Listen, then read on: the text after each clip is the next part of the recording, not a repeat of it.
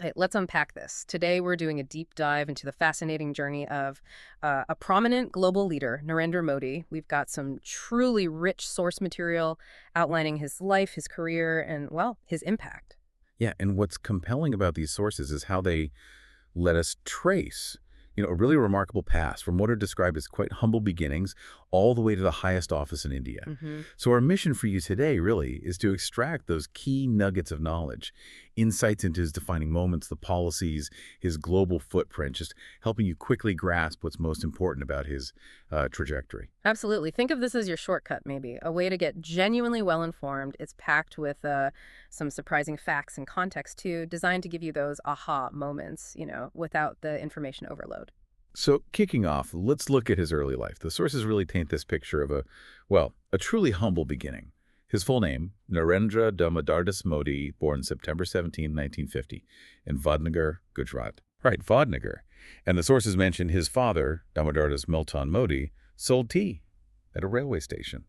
And that Narendra himself, as a child, actually helped out with selling tea. Yeah, it's striking how consistently that narrative, the humble origin story, is woven through all the accounts of his life. It's true. And this background, it's often highlighted as, pretty central to his political identity. The sources emphasize he got his early education there in Vadnagar, and maybe crucially, he joined the Rashtriya Swayamsevak Sangh, the RSS, Oh, yes, the RSS. a Hindu nationalist volunteer organization. He Yeah. joined in his youth, and this early involvement, it really laid the groundwork for his political life, his whole approach, arguably. And it wasn't just formal schooling shaping him, right? The sources specify he did get his MA Political Science from Gujarat University, but they also really emphasize that he did it through self-study, despite, difficult circumstances. Yeah. That kind of dedication, it stands out. It does. And if we think about the broader implications, his journey inside the RSS, working as a pracharak, a propagator, that really honed some strong organizational skills, communication skills too. You can see how that would be valuable later on. Exactly. And these capabilities, they were clearly recognized when he joined the BJP, the Bharatiya Janata Party, in 1987, India's main conservative party. That move, it allowed him to rise pretty quickly through the ranks. And that quick rise leads us to his significant time as Chief Minister of Gujarat. Quite a long tenure. He became Chief Minister back in 2001 after Keshubhai Patel resigned. And he stayed in that role continuously until 2014. A long time. Yeah. And the sources specifically mention his intense focus on development during this period. That's where he earned the image of Vikas Purush, literally the development man. It's a title that really stuck. So building directly on that reputation, 2014 marks this profound shift onto the national stage. The sources state he became prime minister when the BJP won with a full majority and then reelected again with an even bigger majority in 2019. And what's really fascinating, I think, is the sheer breadth, the ambition, maybe, of the key schemes and works started during his time as PM. I mean, the sources list some really impactful programs. You've got Swachh Bharat Abhiyan, the Clean India Mission. Right, the cleanliness drive. Make in India, boosting domestic manufacturing. Jan Dhan Yojana, aiming for universal banking access. Then there's Ujjwala Yojana, the free LPG connections for rural households. Digital India. Some big push on digital, yeah. Definitely. And Admira Bharat Abhiyan, the Self-Reliant India campaign. Plus the Prime Minister's housing scheme, Pradhan Mantri Awas Yojana. It's a lot. But these programs seem to reflect a very strategic, consistent focus. Development, economic empowerment, digital transformation. It's like he scaled up that Vikas Purush image onto a national level. You can really see how these initiatives, they aim to fundamentally reshape things. Different aspects of daily life across India touching millions. It's an incredibly broad approach to governing. Okay, so beyond the domestic policies, the sources also spend quite a bit of time on Narendra Modi's global image, his diplomatic efforts.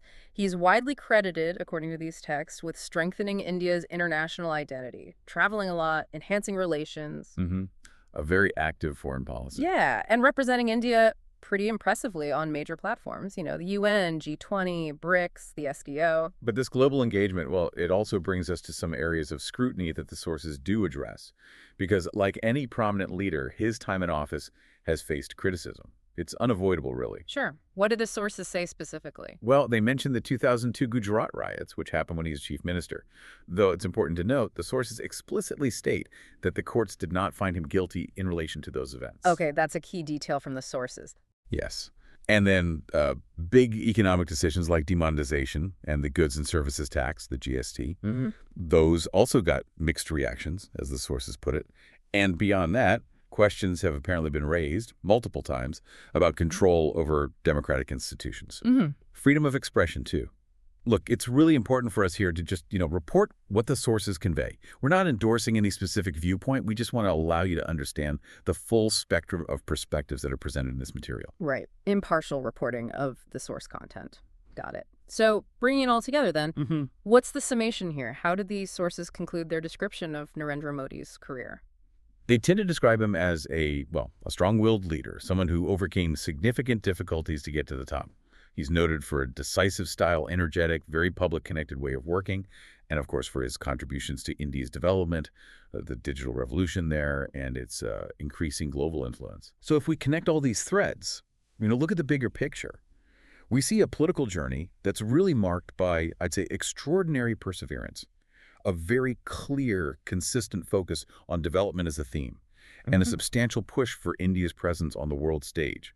Understanding these different facets from his early life through Gujarat to the national and international impact, it gives you a more comprehensive view of his leadership and its complex effects. Yeah, this deep dive really does highlight how a person's deeply rooted early experiences combined with that kind of unwavering dedication, how it can lay the groundwork for an extraordinary, really long-lasting political career, one that fundamentally impacts millions of people. Absolutely. This look at the sources offers a pretty compelling picture of a leader's multifaceted journey. So maybe something for you, the listener, to consider is this.